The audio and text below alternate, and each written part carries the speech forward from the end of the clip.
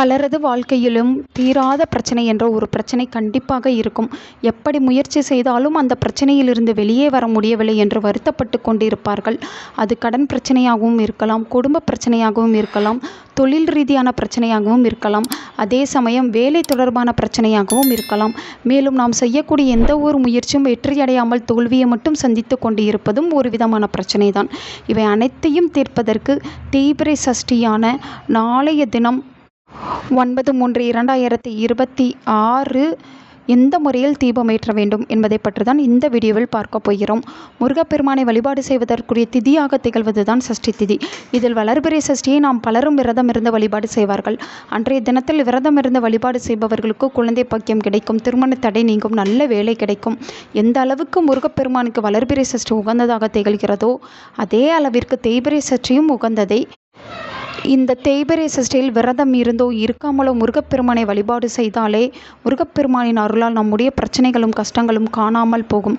அப்படிப்பட்ட தேய்பிறை சஷ்டியில் ஏற்ற வேண்டிய தீபத்தை பற்றி பார்க்கலாம். தேய்பிறை சஷ்டியானது 9/3/2026 இரவு 11:58 வரை இருக்கிறது. அதனால் இந்த தீப வழிபாட்டை நாம் அன்றைய தினத்தில் ராகு காலம் யமகண்ட நேரத்தை தவிர்த்து மற்ற நேரங்களில் செய்யலாம். அதிலும் குறிப்பாக மாலை 6 மணிக்கு மேல் இந்த தீபத்தை ஏற்றி வைப்பது முருகப்பெருமானை வழிபாடு செய்வதற்கு மிக சிறப்பான நேரமாகும்.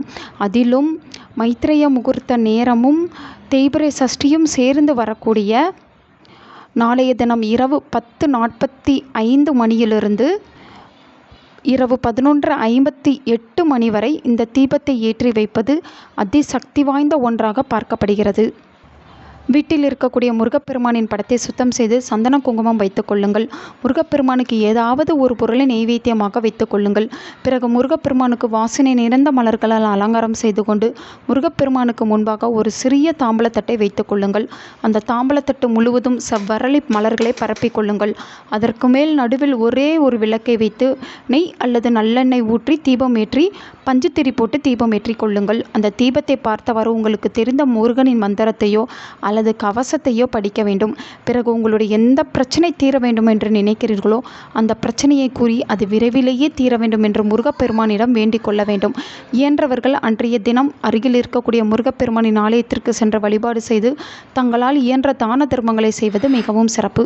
முருகப்பெருமானுக்கு உகந்த இந்த தீபத்தை முழு மனதோடு வீட்டில் ஏற்றி முருகப்பெருமானை வழிபாடு செய்பவர்களுக்கு அவர்களுடைய தீர்க்க முடியாத பிரச்சனைகள் தீர்வதோடு வெற்றிகள் வந்து சேரும், நல்லதே நடக்கும்.